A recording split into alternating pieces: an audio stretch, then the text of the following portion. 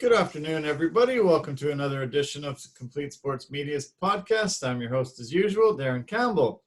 Hope everybody had a really great weekend. Obviously, a lot of sports going on still, but today we're talking about a sport that hasn't been in play for a while. We're excited that hockey is finally going to drop the puck for real on Wednesday. And to join me talking about it is Dale Cory. Hey, Dale, how are you? I am well. I've fed and watered myself quite well through the holiday season here, and I'm glad it's January. And talking before we started things, a chance to get back to normal a little bit this week because it's the return of the National Hockey League, and we're all pretty excited about that. Yeah. This is actually going to be one of the most incredible, unprecedented, crazy seasons. We're definitely hoping that things could come together in this COVID world, but 56 games for each team in 116 days, and only playing in your division, this all-Canadian division. I decided to put a lot of Canadian I love it. Behind me with some Canucks and old Canada jerseys and things. And I think the excitement level here north of the border seems to be really palpable. I think a lot of people really think this is going to be a neat experiment for the year, and I personally think it's going to be really great for rivalries and the Canucks and a lot of the teams north of the border. What about you? Oh, I totally agree, Darren. I just think having this type of Canadian division, which we've never had before at this level, at this juncture, and getting these rivalries. I mean, Montreal will play the Canucks more times this season than they have, I think, in the last 5 years combined. And that's a great thing. There's a lot of older hockey fans who remember the original six and were either Montreal fans or Toronto, Chicago, Detroit, Rangers. They were fans of those teams, and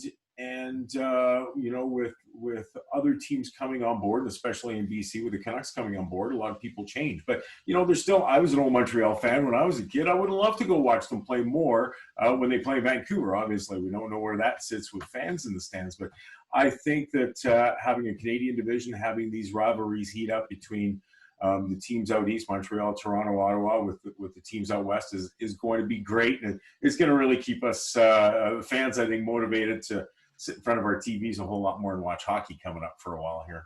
Yeah, no, I fully agree. It's pretty exciting. The opening game of the season is the Penguins Flyers, so the interstate rivalry there, and then the second game is the Habs and Leafs, which is a rivalry game that we see quite often on Hockey Night in Canada on Saturdays. We've got the Canucks and Oilers playing that night, the Hawks and Lightning and Blues and Avalanche. A great 5-game schedule to kick it off. I looked at the schedule. I really recommend it to our viewers and listeners. Just look at the schedule. It's amazing. There's 2 games against that team, and then there's 3 against the next team, 4 in a row at times. It's incredible. There'll be just so much animosity built up. I'm sure there'll be a lot of really great matchups you can see. The coaches will have to be really on top of their game, knowing how to change things if they lose one night, or even second night they've got to have a third game against the same team. It's going to be just really incredible, all the juggling and trying to make sure you're keeping on top. They showed a graph the other day that showed the points for all the teams in Canada from last year, and there was about 5 points separating the top 6 teams. It was really, really incredible how much the parity will be, and how much each game, because it's only a 56-game schedule, how much each game will have a lot of importance. Well, and the fact that 4 teams from this division are going to make the playoffs, so 4 out of the 7 Canadian teams. So you look around and you see the additions that each team has, the players that they've added to their roster, and I think they've all gotten better to some degree, to the point where what 3 teams do you take out of that? It seems that Ottawa and Winnipeg are maybe the consensus to be a little further below of the other 5, but then still only 4 of those 5 are going to make it. So I think, the importance on every game is going to be there that much more. The fact there's no exhibition schedule, so teams and players are just jumping right into it this week. So it adds something right away. I mean, nothing to work together. We've watched Canucks highlights of their blue-white scrimmages, and that's been it. So the fact we jump right into the regular season is great. The fact that, I'm just looking forward to, Ottawa maybe a little bit less, but Toronto and Montreal. I mean, the fact that the Canucks can get a rivalry going with those two teams for natural reasons, which are they're going to face each other a lot. I think it's just great for the NHL. It's great for hockey fans, great for Canucks fans who all grew up most likely Toronto or Montreal fans as kids, and they get to see those teams a little bit more often. So I think it's we're still only sitting in front of our televisions or going down to the bar if it's appropriate with COVID to watch these games, but we're still going to be pretty excited to see them on TV pretty much every second night as well. Yeah, no, it's fantastic, that part of it. I'm really excited. There are so many Ontario transplants across this entire nation. Every time they go into a barn around this nation, you see so many blue sweaters, white sweaters, cheering on the Leafs. Obviously, with Montreal too, with all their history and winning 26 cups, being able to be such an incredible organization over the years. They had some pretty good success last year in the bubble. The Leafs, have retooled quite a bit because of their losing out again, flaming out in the playoffs. And, some of the teams that have really retooled were Montreal doing a lot of great moves, and Calgary, which will be our biggest rival as always. And it's pretty tough to see three former Canucks suiting up for Calgary, and especially Jacob Markstrom, because he can really be a difference maker in this in this series between these two teams. Yeah, it's gonna be weird. It's gonna be tough watching him in a Flames jersey, and it's just one of the result of what takes place in a lot of professional sports these days, and that players may want to stay with the team, but sometimes the numbers just aren't there, and it's a business for them. They make great money and deserve it for the most part. So when they get a chance to sign with somebody else, and in Markstrom's case, Tanev's case, it happened to be the Calgary Flames. So to see those guys in Flames jerseys is going to seem weird, but it's part of the business, just as it will be for Washington fans to see Braden Holtby in a Canucks uniform. Players change teams, and that's the way it is these days. Gretzky, the greatest player to ever suit up, played with a variety of teams. So the thing of playing with one team your entire career is out the window these days. You go where there's some money, where you're wanted a little bit more, where you feel appreciated a little bit more. Markstrom loved it in Vancouver. Canucks fans loved him as well. But there's a change. He's with another team. It's a rival team, and it just adds some fuel to the fire watching these games and watching these teams face off against each other. Yeah, no doubt. Yeah, you're right. Yeah. There was a little controversy with the NHL selling the division names. A lot of the purists were kind of upset with this. And what do you think? They've got the Scotia NHL North Division, the Honda NHL West Division, Discover Central Division, and the Mass Mutual East Division. Corporations are, I guess, in need for some revenue, but what did you think when you heard this news? Yeah, I was a little bit surprised with it. I didn't really know too much. I was flipping through, kind of getting some prep done this morning, getting ready for our chat today, and I saw the four divisions. So I'm sure it's all about the money. And when you sell something, we haven't. They're selling the naming rights for something. It is what it is, and I guess we come to expect that all the time these days.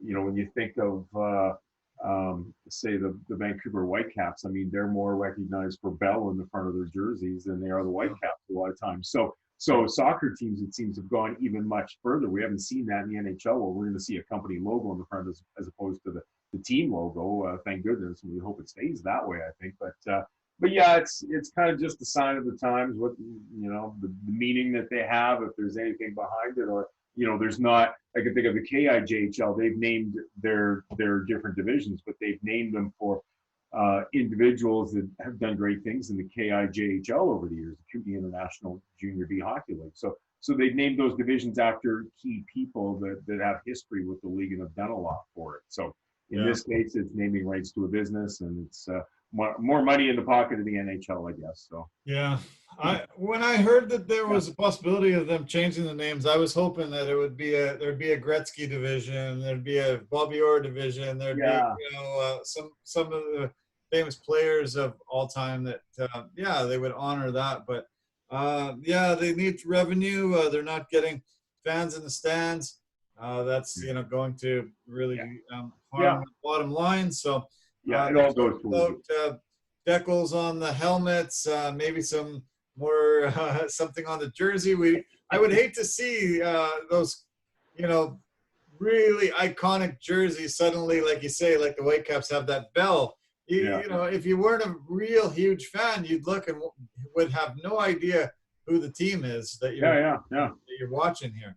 Well, and hey, wouldn't it be interesting if all I've got my Canucks jerseys around the corner, if they all started to have name bars like they do in junior or minor hockey in the back for a business kind of thing. So Canucks skating down the ice with a name bar there of somebody they've sold the rights to. But it seems the further you go down, junior B teams, some junior A teams do have that business on the back. I know with some of the work that I've done with Penticton V's. I mean, we got Johnson Meyer Insurance onto a patch on the pants last year, so they stood out on those black pants. You look at a variety of ways that somewhat don't take away from the feel of the game or that it's gone too far kind of thing. So, in this case, I mean, the Canucks have Rogers, I believe, on their helmets coming up this year as well. So they've kind of added a little bit more to it. And where does it end? We've all been used to watching, and I was just watching the Oilers and Bruins from 1990 something, whichever year it was. I was just kind of flipping through, but back in those days, there's hardly any advertising on the ice or the boards. It's just the graphics aren't near as good that way, but it's become a business that way, and especially this year without fans in the stands.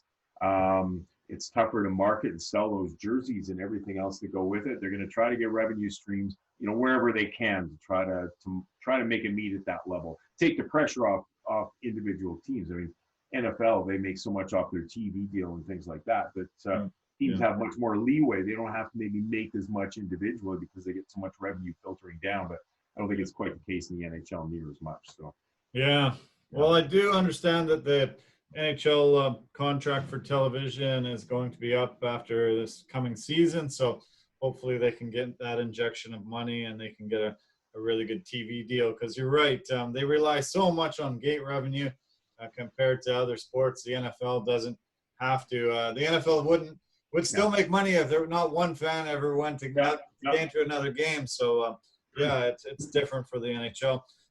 We were talking about decals and different things. The NHL just announced today a really great initiative. They're going to put a helmet decal on every helmet in the NHL that will honor Willie O'Ree. And I just picked up Willie O'Ree's new biography book. Oh, okay, cool. A little maybe hard to see with the lighting, but forward by Jerome McGinley. And Willie is for anybody that doesn't know, he is the very first black player in the NHL, started back in the 50s and had a great career. Was sort of forgotten for a lot of years, and then they were able to bring him in, becoming an ambassador for the NHL, and he's being honored this way. They're doing a lot of things with this Hockey Diversity Alliance, and I think this is an initiative that they were able to get. They're going to observe Martin Luther King Day as well this year. And really nice to see some of the Black history being recognized by the NHL. Oh, definitely. You know what? You have to go back to your heritage and the people and just mentioned it with KIJHL and their division names. So you have to honor those people. They played such a key role. I've got a 19-year-old son. He's almost 20. He knows a fair amount about, we're Canucks fans. He knows a fair amount about hockey in the NHL, but obviously he's still only 20 years old. And we have to keep reminding, the youth especially, who you want to grow with the game, either as young players and or fans of NHL teams down the road, to keep those names front and center. I mean, Fred Sasakamoose just passed away, a month or so ago. First Aboriginal player playing the NHL and did so much as well.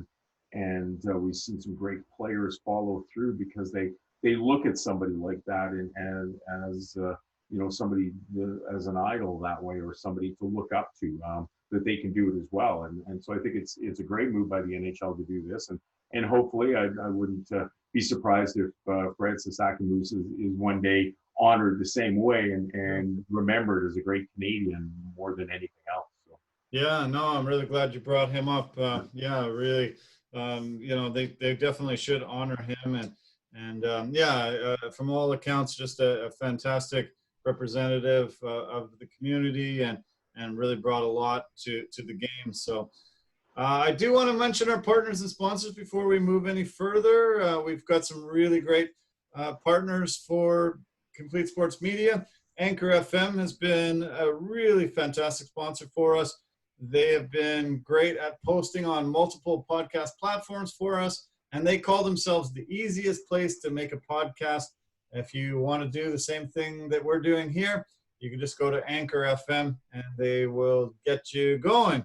Verbero, the hockey equipment and apparel company, they are an industry leader in technology, performance, and value. And the V350 stick is something that you have to get.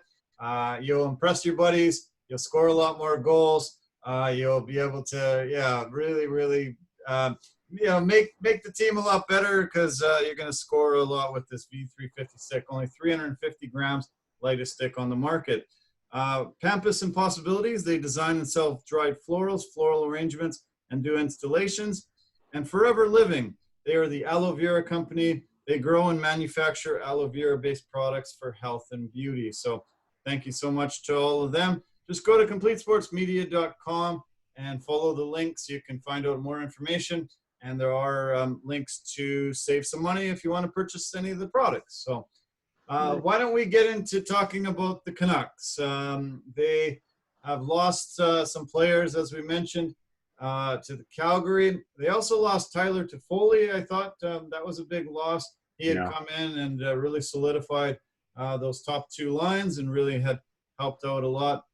I hope they can weather the storm in those losses and move forward. They made a big acquisition with Nate Schmidt coming over from Vegas. Overall, how do you think they're looking coming into the season?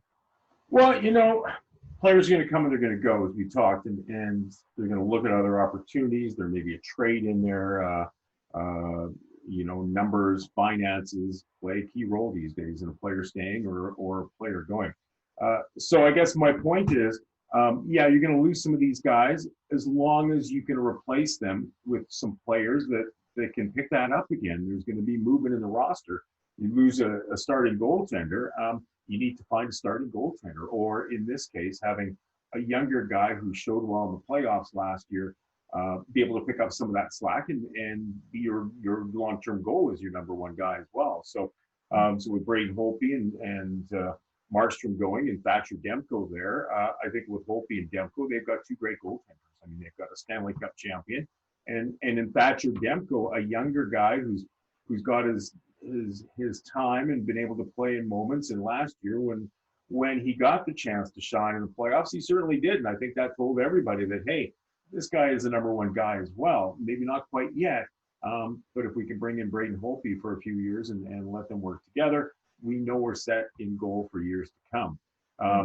Losing Stetcher is tough. Losing Tanev is tough, I think. Although, you get through those things. I mean, Tanev was a longtime Vancouver Canuck, and when your heart is tied to a little bit more, sometimes you don't stand back and think objectively that, he's a good player. We like him as a Canuck, and he put his heart and soul into it. He certainly did. So it's tough to see him go. But you bring in a guy that they picked up like Nate Schmidt, and all of a sudden the offense that this guy adds to the team is extensive, and he can still play the back end very well. So they seem to been able to sign a guy like that can add a lot to the team and pick up the slack that way and maybe improve that position to some degree as well. Let's face it, Nate Schmidt's a good one. Oli Levy maybe gets a better opportunity this year as well. So it creates, when you move guys like that, you've got to have some confidence in your younger guys moving up as well, that they can take it and run with it. And I guess the Canucks obviously believe that they have that to let some of those guys slip away. It partly is money, and maybe partly thinking, okay, well, if we have to let him go, we can make a trade for Schmidt, and we can bring some younger guys up that we can put to the test and see what we've got with them. So yeah, interesting moves through the off season, and a crazy off season it is as well. It's almost for a few months we kind of forgot about hockey. I know here in Penticton, it was November 14th, the last time the Bees played a hockey game. Wow. They played in the final against Vernon of the Okanagan Cup series that the 4 teams in the Okanagan had. That was November 14th. So, so we've gone a long time. It's almost 2 months since I've been to a junior A hockey game, and as long since we've seen Stanley Cup playoff games as well, and since the Canucks have been knocked out. So it's time to get some hockey back for everybody. Yeah, definitely. Yeah. Yeah, well, the Canucks definitely want to build on that playoff success they had, the first playoff success since 2011. They really shined in the early rounds, gave Vegas a run for their money, and played really well. That top line, they call it the Lotto line, with Pettersson, Miller, and Besser, really shined all year last year. Miller was a huge acquisition a couple of years ago, and then Bo Horvat stepped up. Some of the goals that he scored in the playoffs were just spectacular, and it really shined a light how skilled and how high level he can play. And he really performed so much better in the playoffs, which is, the biggest key these days. If the Canucks make the playoffs, they want to go on a run again. It energizes the city. It energizes the whole entire market, right? Yeah.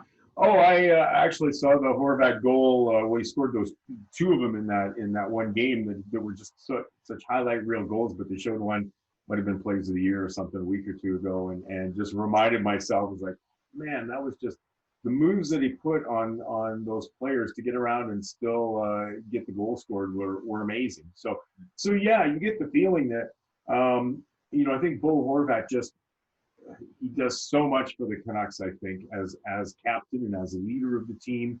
We don't know what happens in the dressing room, obviously, but you have to pick some good things in the leadership qualities and skills that he has possessed at an early age and taking over his captain's hockey team. But with Pettersson, he's only going to get better. I think it's so tough last year to and I think same with baseball. We watch what's happening in baseball and only a 60-game schedule, and some players had worse stats last year. Well, I think you just throw last year out the window in a lot of cases. For most sports, because it wasn't a normal year. Nothing really happened that would be normal. There's obviously some players get better as the season progresses for whatever reason. They see the ball better. They're skating faster. They're able to get in a groove. And as the season wears on, some players get better. Some players get tougher for them, maybe because they get tired or they get bumped and bruised enough that it's tough to keep going. So this year with a 56-game schedule and if things go according to plan and a full playoff, it'll be much more like a normal year for guys. And I think that they can, kind of get into it that much more as well. That they know that they have to do the right things from a COVID-19 standpoint. But if they do and the season continues, it's going to kind of feel like a normal year for them, for hockey fans as well. And we'll really see what some of these guys can do in the progress that the Canucks have made through last year's playoffs and through the offseason. Yeah, you're right. Yeah. One of the exciting new guys is Nils Hoglander. He has looked really great so far. He seems to have really developed well in Sweden and has come over. They're giving him an opportunity on that second line, and he seems to really be seizing that opportunity. And that's the talk of the town right now. Yeah.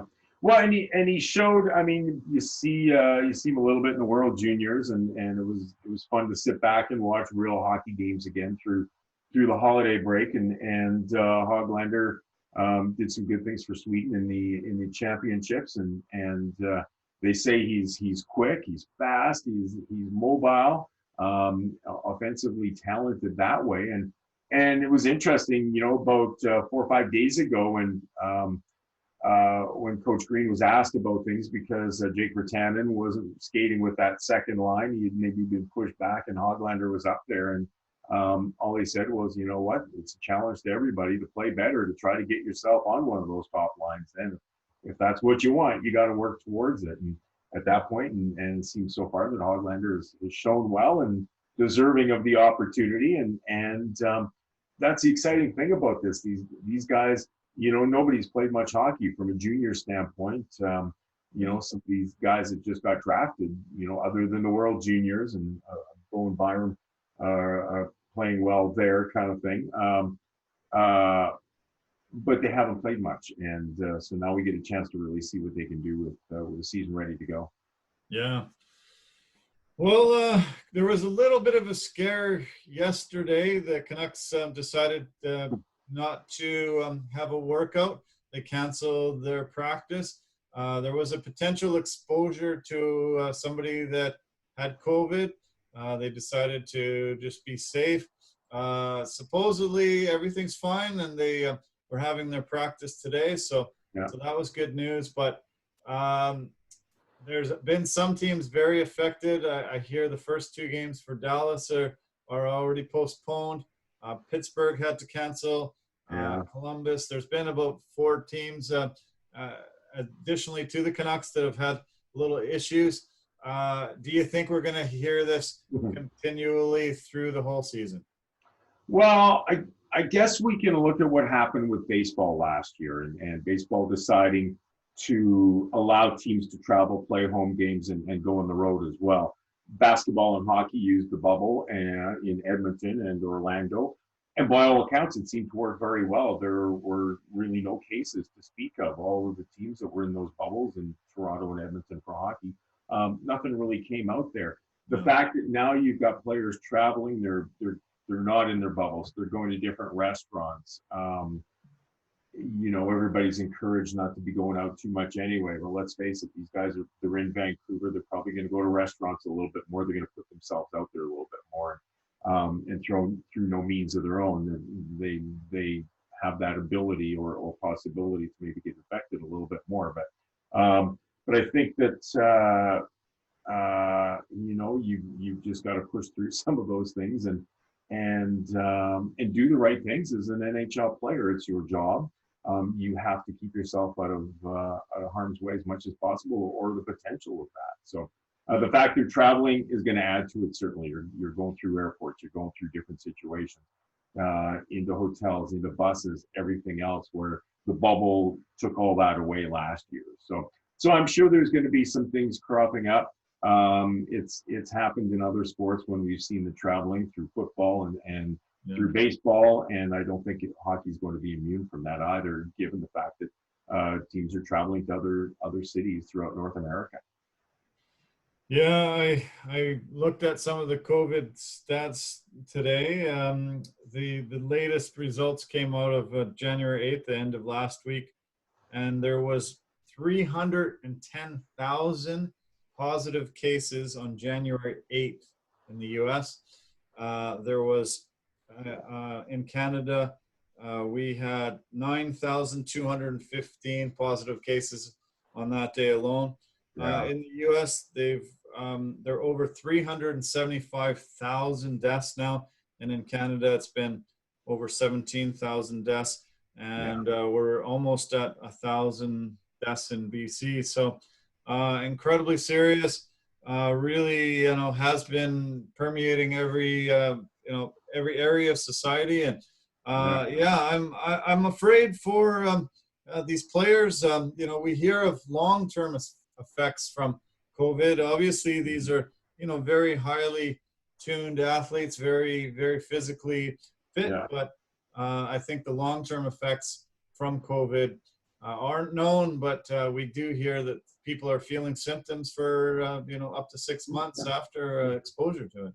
Yeah. Well, and there's certainly been a share of NHL players that have tested positive and been through it at this point so far. And yeah, we're going to wait and see what happens with some of those players on their road to recovery, and as it stands as a professional athlete as well, and how well they can kind of make it through that, and any lingering effects which could take away some of that talent level a little bit more. So it's a tough one. It's the health of everybody is important, and I think there's a lot of eyes on the NHL right now because of the fact that they've gone away from the bubble format and teams are traveling, even if they're staying in Canada and not crossing an international border. And that was an important move for the NHL to make at that point. But everybody's going to be watching closely, given that each individual team had to go to its provincial government and health authorities to allow them to actually play home games. I mean, and in Vancouver, it kind of looked iffy for a bit last week until the provincial government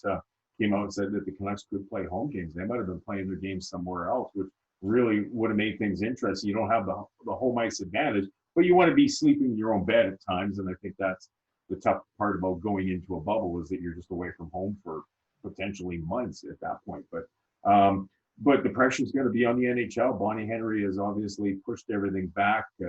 Junior hockey leagues, major junior, junior A, junior B are looking at February 5th at the earliest to start now. So things are getting dropped and getting canceled, and the ones that are moving forward have a lot of eyes on them right now. And it's going to have to make sure they do the right thing so that cases don't develop and all of a sudden, the NHL forces itself into a shutdown because things weren't controlled or patrolled properly. So Yeah.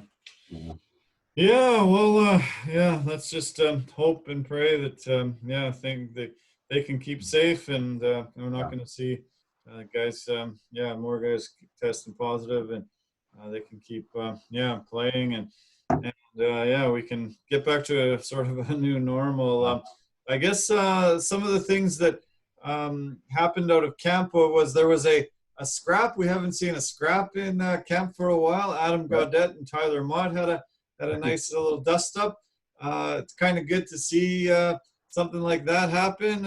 I don't think anybody was too surprised in the camp, but it doesn't really happen too much anymore with these guys. So it was kind of good, I thought. Well, and two veterans as well. There's a lot of times in camp a rookie might want to challenge somebody and try to boost himself up the ladder a little bit more.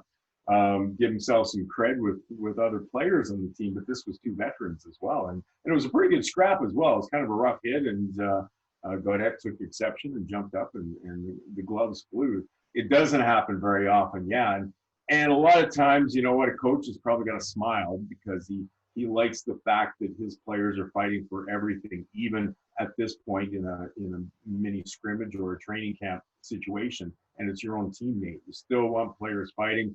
Sure, nothing comes out of it in the dressing room after, and the boys laughed it off a little bit because they're teammates and they're going to be with each other all the time. You can't let that stuff get to you. But it's the nature of the beast in training camp right now. It's kind of good to see. I think it gets some life and adds some life to the team, which every coach loves to see. Yeah, no, I didn't mind it at all. It's good. It's competitive and great. They made a lot of waiver moves today throughout the NHL. Canucks actually waived 6 guys, and the 2 names that come to the top of the list for me were Louis Eriksson and Sven Berchi.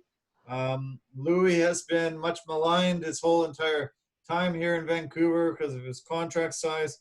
Never lived up to it. Don't know where that stands now with him.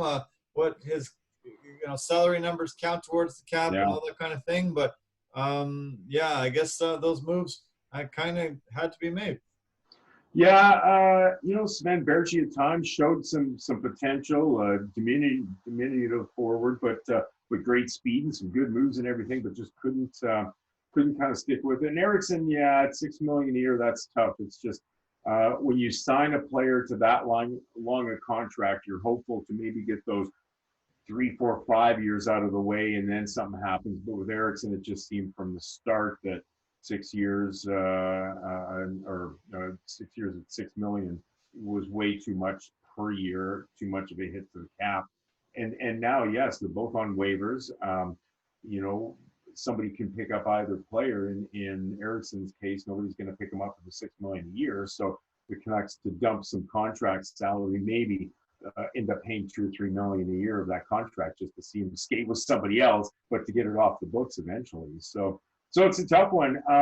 Eriksson just came in with such high hopes and had performed well with Boston before that you got a feeling it was a good signing at the time, but for whatever reason, and strange too, because there's always been a fair amount of Swedes playing with the team, and you'd have thought he would gel a little bit more, but it just didn't seem to happen for Louis in a Canucks uniform. Doesn't mean he might not be back, but at this point, yes, as of today, he's on waivers. Yeah. I guess one of the other names that came to the forefront for me was Corey Perry with Montreal. Montreal made a lot of changes in the offseason. They got Toffoli, like I mentioned. Josh Anderson was a big silent. Jake Allen is a goaltender. Joel Edmondson, Michael Frolik. And Corey Perry and Michael Frolik were both waiver wire acquisitions today. And, that surprised me because I thought Corey Perry did so great in that bubble. He was able to really help Dallas go far.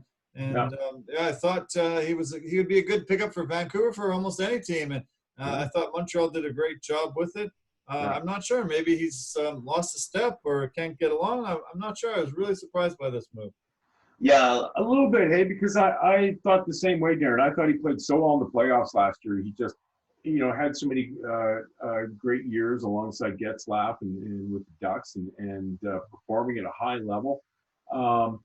Guys get older and they lose a little bit along the way. And sometimes the situations to play with players that are more suited to play don't come about either. And that kind of takes them out of situations as well that they could prosper in a little bit more. But he's still, I was impressed last year in the playoffs. I thought he played well, and usually that gets you a good look or a contract with somebody, so you've got a little bit more stability heading into camp and know you're going to stick with them. That obviously wasn't the case with Corey Perry. Montreal picks him up. It's a waiver pickup, so it could be some contract situations there to figure out yet. But he's good. He's a pretty good player to pick up at this point. I'm sure he can help a lot of teams along the way. Yeah, you think so? I think I think the Canucks should take a flyer on him. He's cheap acquisition, veteran player. I think he can bring a lot to the team. So we'll see. I feel like he'll probably land somewhere. You talked about the Sens and the Jets probably being maybe the bottom two teams in this North Division. I think most people are sort of thinking that way, except for Connor Hellebuck being, having such a great year last year, being able to possibly win a lot of games for the Jets. But the Jets have a big distraction with Patrick Laine sounding like he wants out of town. Do you think that's going to affect the makeup of this team and it's going to harm them going forward? It could to a degree. We've heard some rumblings for a year or so now that maybe things weren't all copacetic in Winnipeg. And it's too bad because a couple of years ago, the run that they had, I thought they had assembled a pretty decent team, and everybody seems to love playing for Paul Maurice, and he's a good coach that way. Seems to really be on a great wavelength with his players, and when they work for him, he'll work back for them as well. So they seem to have a lot put together, and that maybe kind of went by the wayside a little bit last year, and now they're kind of fighting for some for that type of reputation and maybe a little respect around the league as well because of it. So they've still got some great talent there, no doubt about it. And I don't count them out in any way. I think that they've still got a good team, and Hellebuck plays the way he can. He wins a lot of hockey games for him in a shortened season. So they I can still see challenging for playoff spot. Ottawa maybe not as much. I think it's probably going to be another tough year for the Senators at this point. They've just got to get some of that young talent, some ice time and experience, and work their way up from there. Do you see that the Oilers have addressed their troubles? They always have the top end talent. They can score a lot, but they can't keep the puck out of their net enough to move forward in the playoffs. That was a really disappointing knockout of the playoffs for them this past year. How do you think they're going to be looking this year? Well, It's interesting looking through some of the different people that are predicting where teams will finish in the NHL. You still seem to get a lot that think the Oilers can be right up there this year. And how do you take it away? The way that Connor McDavid has excelled over the years, and Draisaitl and the way they work together. I mean, they were dynamite last year. It seems that a lot of times goaltending has been one of their issues of just not having that guy that is solid and there for them and somebody they can kind of be happy with for years at a time. So they've maybe got some work to do, but I think they've still got a great lineup. I think they're going to be around. I think that the offense that they have, it's going to be a fun game Wednesday night, and then we get to see them 2 nights in a row or 2 games in a row in Edmonton. So there's a lot of young talent on both the Canucks and Oilers, and I got to think they're going to be there. I think that they've done some good things, and those guys are progressing to the point that, my God, one of these years they have to do something in the playoffs. They've just had so many opportunities and so many talented players through the years, it seems, that just haven't been able to push them up over that hump and into kind of the elite in the NHL, that they should be Stanley Cup contenders, because with some of the talent they have, they really should be up there and contending for it every year. Yeah, they sure should. Yeah, it's incredible that they've won so many draft lotteries, had so many top picks, how many opportunities to have really incredible talent, but they just never seem to be able to gel enough. And like I said, they've had goaltending troubles. They can't keep the puck out of their net defensively, and they just flame out again. But I think they'll be a tough opponent during this regular season for sure. So it's the Canucks, are right in the mix immediately, having to face probably the top team in the division. So I guess one of the things that's going to be interesting this year is hearing about Ron Francis, watching his team sort of come together, get assembled. There's going to be a lot of teams worried about putting guys on waivers, putting guys down in the farm, having to who to protect, who to keep, who to trade, because Ron Francis is the GM of the Seattle Kraken, and they're going to be coming into the NHL starting next season, but they're going to have an expansion draft. They're going to have the ability to start getting guys interested in coming to that organization. It's going to be kind of cool to see that team come together. Yeah, you know what? It's less than a year away. Things just have changed so much with COVID. Sometimes you forget the timelines you're involved in, and hockey's been out of our minds, let alone hockey in Seattle, and it's a very real thing that starts next year. So you have to think that you look at the success of Vegas right off the bat, and other teams are going to try to parlay off that and utilize some of the success that they found there. They just seem to find that chemistry right off the bat, and that's not easy to do, and it's not going to be easy for the Seattle team either. But I think it's an area where obviously there's great fans there. When people see what it's like with the Seahawks in a normal season with their fans, so I'm sure a lot of people, and especially an expansion team, you want to be there for something new, I think. And there's going to be a lot of veteran players that might waive no trades on their contract, those clauses, so that maybe they get moved and can go to Seattle. And some free agents are probably going to be interested as well. So it's no easy task. McCrimmon did a great job in Vegas, and George McPhee and some of those guys putting them together quick. And Gerard Gallant did a great job coaching them. So there's a model to work off, and there's a lot of pressure, I think, to try to succeed in the early going. It just seems that back in the day, and we think of the Grizzlies, they were doomed for failure because the league just didn't seem to want to let them have any of those top picks early and let them get good so that the fans would stay with them. And for the most part, Grizzlies fans in this case stayed with them. It was maybe more the corporate world that didn't catch up to all that. But yeah, the NBA made it early or tough on them those early seasons, not giving them high draft picks and be able to get some good players in the lineup. And I think things will probably change. I think the NHL has re-looked at what happened with Vegas a little bit more. So it'll be a little tougher on Seattle, but yeah, they're watching every game with interest. Everybody is open to them at this point. They're they're all somewhat fair game in that nobody's out of the running from being a Kraken next season, I guess. So I know, yeah, it's good. It's pretty wild. I'm glad we're gonna have that state rivalry. We're going to, have an ability to go down to games really easily. I'm sure there'll be tons of Canuck fans in stands once they will allow the fans in the stands, and I'm sure there'll be a lot of Kraken fans coming up here. It'll be something that, something that we haven't had that close of a rival, for the whole history of the Canucks. So it's going to be great. Yeah, well, yeah. In the Canucks case, never. I mean, I've lived in Edmonton and Calgary, and there's such a great rivalry there. Winnipeg's kind of tucked in its own.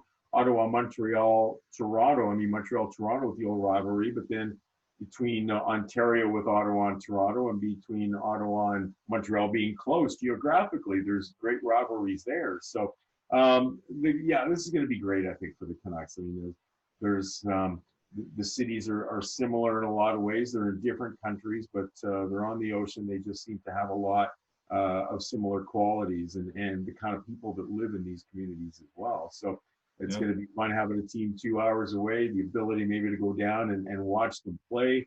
Vegas has gained a lot from that simply because in a normal year, you've got all these fans of teams that when they do go to Vegas for those 1 or 2 games a year, I want to go down and watch them there. What a great opportunity. And I think Seattle is going to be a destination for a lot of people, but especially Canucks fans to drive down for a couple hours, much as a lot do right now for the Seahawks, and go watch, especially when the Canucks are down there. So. Yeah, no kidding. Yeah. Seattle is a great city, like you say, very similar to Vancouver in this area of the world. And so, it's nice to be able to make that trip. Can't believe how fun it is to go to see Mariners when they're playing the Jays. Can't believe how fun it is to see Seahawks when they're playing anybody, really. That was, one of the tough things about them yesterday. They lost a home playoff game, first time in 16 years. They had won their last 10 home playoff games, but no 12th man there, no fan support. They took the loss. So it's going to be big for Seattle to have that team in that backing. Well, and what's so interesting, I mean, Goff didn't start the game on Saturday for the Rams in Seattle. Wolford did. And they kind of talked in the broadcast that, you know what, if this was a normal game with fans in the stands and that 12th man, they probably started Goff because he was more the veteran. So that's how much of a difference it ended up that he came in and won the game for him anyway. Or I think the Rams defense won it much more than the Rams offense did. The defense for the Rams was spectacular and just didn't give Russell Wilson anything. But that's how much it makes a difference. The other team basically said we'd have started a different quarterback had there been 70,000 some fans there as opposed to nobody there. So so it's a big difference, and Seattle missed it, but they got to look inwardly after that one. I think. You're right. Yeah, they shouldn't blame it on anybody but themselves. There was some free agents constantly shown to us. TSN would have a free agent board, and they showed it to us over the last 4 or 5 months, however long it's been, and really no movement forever and ever and ever. I guess this new reality with the salary cap staying stagnant and not the uncertainty over having fans in the stands. I felt sorry for guys that ended up being free agents this year. There really wasn't many deals, but there was a couple that I'll mention. Taylor Hall had a 1-year, $8 million deal way at the very beginning and went to Buffalo. And then they had Mike Hoffman, who was touted as the best guy out there. He got a 1-year, $4 million deal with St. Louis. And Matt Barzal re-signed with the Islanders. He did a 3-year contract, and he did a backloaded deal where he gets $4 million this year, $7 million next year, and $10 million in the third year. So, but the reality was, free agents really weren't making any moves at all. They were just sitting stagnant over the whole entire offseason. Yeah, and with hockey just starting this week, obviously baseball now that we're almost mid-January is that month and a half away from teams reporting to Arizona and Florida as well. So getting their season going, and there's still a lot of big free agents out there for baseball as well. So it's been tough that way. What do the teams do? You know, it's just such a crazy time, and you can't. There's no normal and no ability to project what normal will be down the road because we're still getting through this thing right now. So as an owner, I mean, I'm loving the fact I'm a Mets fan, and Cohen is worth like $14 billion or whatever. So he can go spend some money, and I'm okay with that. But for most teams, you know, most teams in baseball aren't signing any free agents. They're going the other way because their owners may not have those deep pockets, and they don't want to start to lose millions and millions because they can't have fans in the stands, and they're signing players. Most teams are going the other way and dumping some of those big salaries. And NHL, yeah, it's going to seem strange seeing Zdeno Chara in a Washington Capitals jersey.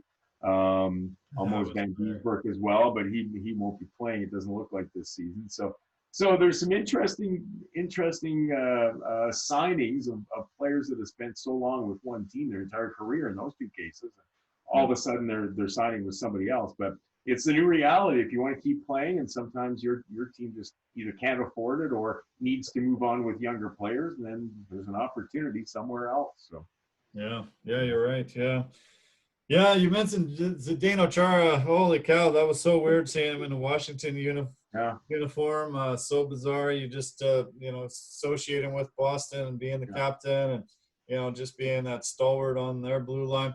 They named Patrice Bergeron their new captain. That was kind of a little prank that they put Marchand on Marchand at first, and then he laughed and ended up saying no, it's Patrice's, and that was good. There was some other moves that had been made that I want to talk about. Corey Crawford left Chicago, signed a 2-year deal with New Jersey, went to training camp with them, and then just decided to up and retire. That was pretty surprising news, and it caught a lot of people off guard. I'm not sure why that happened. I guess maybe we'll hear the story in the coming days or weeks, but he just I guess didn't feel like it was a fit there for him. Yeah, and that's a tough one. I mean, I think a 10-year veteran, so he's not that old a guy. He's still got some years left, and this has performed very well. So it's kind of a strange one there. Hard to understand what may have been taking place. I think last year we got used to it with the NHL and with Major League Baseball, with some players just opting out of the season, saying, "Hey, with the uncertainty, family situations." Not knowing how far COVID was going to go, and we've seen that now. A lot of players decided not to play, whether it was baseball or hockey, more so in baseball, I think.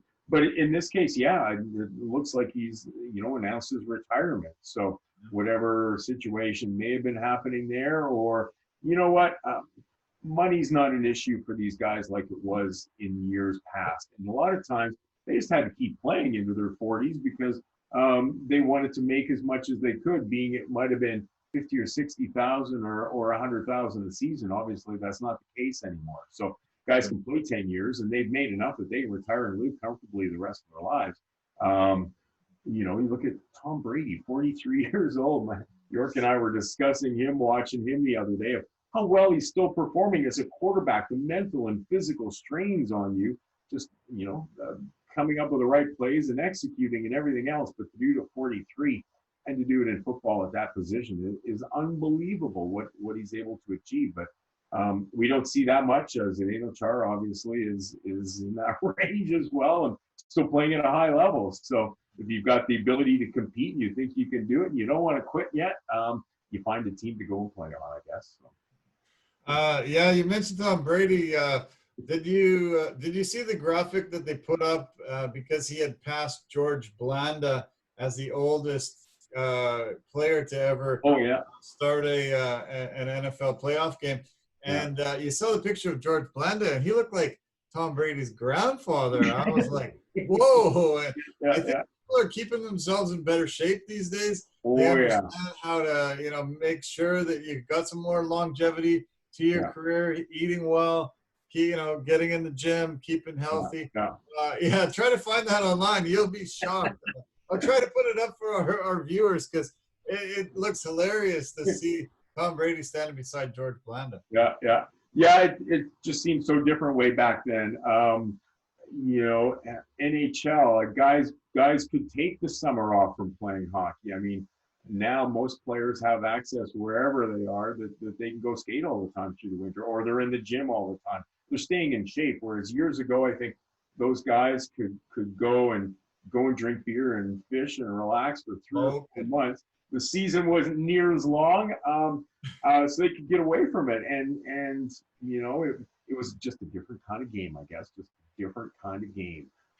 Now there's much more in the line, prestige, money. So you're driven to succeed, and you're driven to keep your job as well, because there's hundreds of guys behind you that want that job and will do whatever it takes to get to it. So it forces you to keep pushing yourself to be better and better. I mean, Tom Brady and Drew Brees as well, obviously, they're outstanding specimens of athletes that are playing at a high level in the best league in the world that way, and at the most important position, and still doing it. You gotta. It's great to see, and it just shows what athletes that keep themselves very fit and take all of that into a serious nature. And we've seen even golfers getting to that point where, they're lifting weights. They're doing much more to stay in good shape because they think it helps their game and allows them a better chance to succeed. Yeah, exactly. Yeah. Jonathan Toews kind of shocked the hockey world. Another Chicago product decided he was opting out. Don't know any details yet, so hard to comment too much on it, but that caught the hockey world by surprise. Well, and we just look at the Blackhawks, and I mean, we all remember as Canucks fans years ago of how they decimated Vancouver a few straight years in the playoffs, but there was always Seabrook and Keith and Kane and Toews. I mean, those are those 4 guys, and they have been there for a lot of time together now. It's unfortunate for Jonathan. We just have to see what comes out of it. There's some type of ailment there or something that he's got to get himself through and hopefully get healthy and better. And whether he plays hockey again, we'd love to see it certainly, but more just for his health is showing the respect that way, that we want him to be a healthy individual for his retirement years when hockey is finished. And we just don't know what it is right now. And we all kind of wait and see what comes out of it, and hopefully it's the best. So yeah, exactly. And Henrik Lundqvist has to undergo some heart surgery, so we wish the best for him and his family. That is another unfortunate thing. You just don't think guys in their prime are going to be able to have to deal with these health issues and problems, but it can permeate the rest of society as well. There was a big announcement today. The Coyotes named Shane Doan the Chief Hockey Development Officer. That was really welcome news. One of the really great guys in the game. I remember watching his retirement ceremony a few years ago, and it was a lengthy one. And I mean, to play your entire career with one organization from Winnipeg to Phoenix and everything that he did on the ice and probably more so off the ice, because he was just a great individual and human being that way. And it's good to see. There's always something for these hockey players, and there's obviously some right away. Even as players, you can kind of look and say he's going to make a good coach sometime, or maybe a good manager, because he's got the understanding of what happens behind the scenes that way and putting that team together. But it's great to see that players have this chance, and especially Shane Doan. He deserves it. He's been great for that organization over the years. You want to see him active and involved, because he can contribute to it being a better organization for his part of it. So and it's great to see.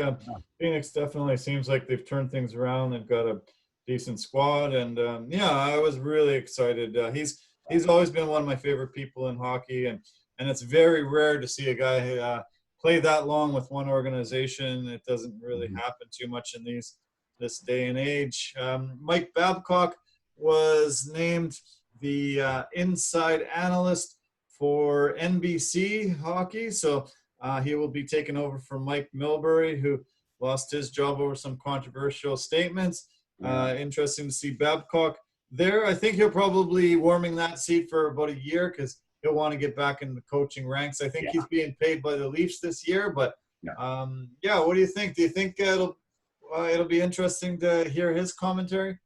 Yeah, I've always appreciated Mike Babcock, and he kind of he got me, leaning towards, I don't mind seeing the Leafs win some games here kind of thing. I've always respected him as a coach, the things he said. Saskatchewan boy, and I know when the Humboldt Broncos bus crash happened a few years ago, he was pretty vocal in stepping up and talking to individuals associated with it and coming home to get some work done to help raise money and different things like that. So I've always had a lot of respect for Mike Babcock, and he's always got good things to say. It's somewhat easier when you're not speaking on behalf of the team. You're an analyst that way, and I'm sure with all these coaches, I mean, you live and breathe this 24 hours a day, 7 days a week, every day of the year. You just never get away from it. And so to do that for a year is probably good for a person, to kind of let your mind relax a little bit and step away from the day-to-day of running a hockey team on the ice. But yeah, there's no doubt he'll be looking. I'm sure he'll have a lot of suitors when the season is finished and teams start to make some changes, getting ready for the 21-22 season. I'm sure he'll be in the running for a lot of positions at that point. Oh yeah, definitely. Yeah, one of the most highly sought after coaches there. There was just a personality clash, I think, with Kyle Dubas there, and just didn't work out. After he signed that massive deal with Toronto, you thought maybe he would be there forever and he would be able to bring the Leafs a cup. But he's super highly respected in the hockey world, and I'm sure he'll get an opportunity very, very soon. But yeah, it'll be great to hear him make a lot of commentary, and hopefully it gives us some insider information that we didn't know before. Gary Bettman is a guy that really creates a lot of controversy, has always received a lot of boos when he enters into an arena, when he steps up to a podium to talk. A lot of people don't like him. I guess I would prepare to be booing a lot this year if you boo Gary Bettman, because we're going to see him on TV so much through this unprecedented year. He's going to have to make a lot of comments, talk about the direction the NHL is going in when COVID happens, when fans are allowed in stands, different things. Just expect to see Gary Bettman all the time this year. Yeah, boy, it's one of those positions. And it doesn't matter what he does. It could seem to be the greatest thing. I mean, he comes out to present the Stanley Cup, and it could be in the arena of the team that just won the Stanley Cup, and he's still going to get booed when he's going to give them the Stanley Cup. So it's a thankless position in a lot of ways. I think I've warmed up to him a lot more. He's an interesting individual when you listen. He's a businessman, and he's got a lot on his shoulders to run with 30-some NHL governors and teams on him all the time because they're looking after their own best interests. So it's a tough position that way. And I kind of look at his position similar to maybe some of the ones of the Prime Minister, the Premier in Canada, and the decisions they've had to make COVID related, because it's uncharted territory. And it just affects so much. A bit of a side note, I mean, I spent years in Chilliwack and spent years at the curling club. I just saw a post on Facebook from Bruce, the manager there, saying that they've canceled the rest of their curling season. Everybody's been on pause at this point, but they opened a building 4 years ago, and they have yet to have one full season of curling at that new curling club in Chilliwack, and they deserved it so much. They got in late the first year. I think it was November, December when the building was finished and they could go in. Last year got cut short because of COVID. This year got cut short. So next year will be their fourth year in their building, but they're hoping it'll be their first full year. So that's just a small example of what everybody is going through. When we talk sports and recreation these days, and we love to get involved and do things, and it's all on pause. So it's tough to be critical of anybody from what they're doing because they're trying to do their best, and the survival and safety is so important. And for Bettman, he's got owners that want to get fans in the building and make money. Their revenue streams have dried up through this. The fact they're playing hockey, it's great for us. We're sitting at home. We'd be in the same place we would be every other time watching those games. For the owners, they don't have fans in the stands. and it's tough to sell all those jerseys and memorabilia when you don't have fans coming to the building. That's when they would sell most of what they sell. So that's not happening anymore. So it's tough on them. We just want them to get through somehow so that we as fans get to continue watching, and that all starts on Wednesday, and let's just kind of hope that it all goes smoothly, that there aren't any serious outbreaks, that the season can keep going, and we as fans can enjoy it. Yeah, fingers crossed. We really want the season to go well.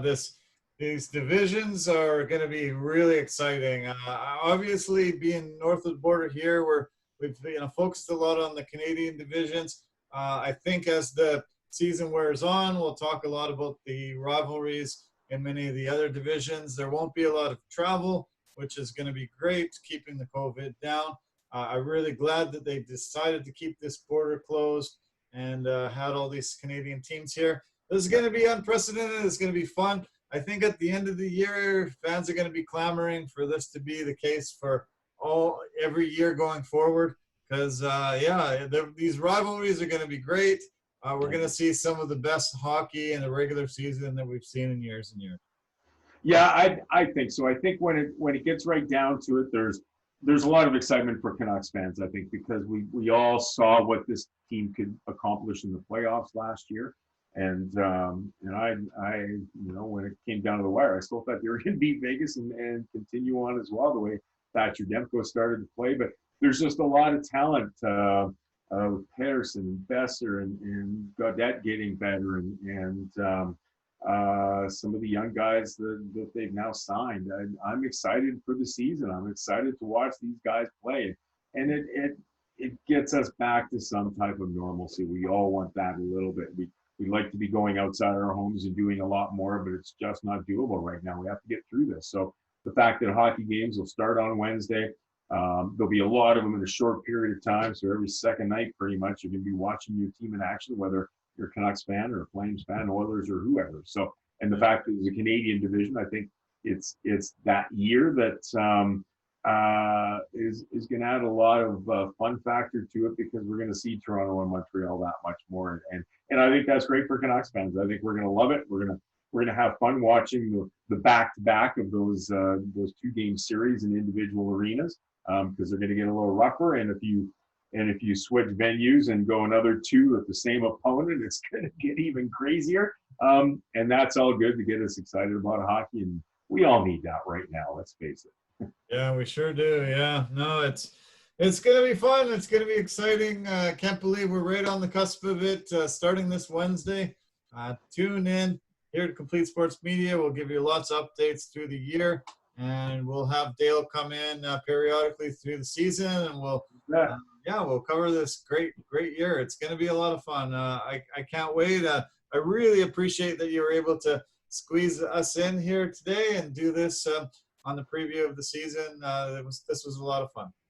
You bet. My pleasure, Darren. I'm happy and glad to come on and talk hockey with you. We briefly mentioned junior hockey, and as fans, we all want to see our junior teams play. At this point, we're aiming for February 5th, when I think the next release comes from the Health Association and from Bonnie Henry. The CUNY International League, the BC Junior Hockey League are all waiting until February 5th, and hoping they can get some type of season here in Penticton. It's a team that's looking pretty good right now, and looked good in November, the last time we watched them play. And we're supposed to be hosting the Centennial Cup here, so it's been pretty quiet that way. Maybe in the next few weeks, we can talk a little junior hockey again and try to give people a good update as to what's happening with some of those leagues, because those are the ones that really mean so much in our communities. 18 teams in the BCHL, 17 in Canada, along with Wenatchee. Wenatchee won't play this year, but the others are ready to go, and there's a new team in Cranbrook, and it's the lifeblood of communities in a lot of ways. And so we all want that back, even if we have to sit in front of our computers or listen on the radio. We still want those games back. So yes, we're keeping our fingers crossed for all of that. Yeah. Thanks so much for giving us the update on that. I think a lot of people were hoping with bated breath that they could start at many points throughout this year, but Yeah, February 5th. I hope that happens. That's perfect timing for the Super Bowl. We can have some Super Bowl parties, and we can have some junior hockey that is the lifeblood of so many communities around this country, and especially here in this province. And yeah, thanks again. You got it. We will. I'm sure we'll do a little bit of texting on Wednesday night when the Canucks start the season off with a big victory over the Edmonton Oilers. So, yeah, again, You're on. Appreciate it so much, and keep in touch. We'll talk really soon. You bet. My pleasure. Go Canucks, go. Go Canucks, go. Okay, well, thank you so much, everybody, for tuning in. I appreciate your support as always, and we will be in really close contact. We've got another podcast this evening. We're going to be breaking down the football over the weekend, talking about the playoff matchups going forward next weekend. It's going to be exciting. Jason Cameron will join us. So tune in to Complete Sports Media as often as you can, and we appreciate the support. Thank you so much. Take care of yourself. Love you. Bye for now.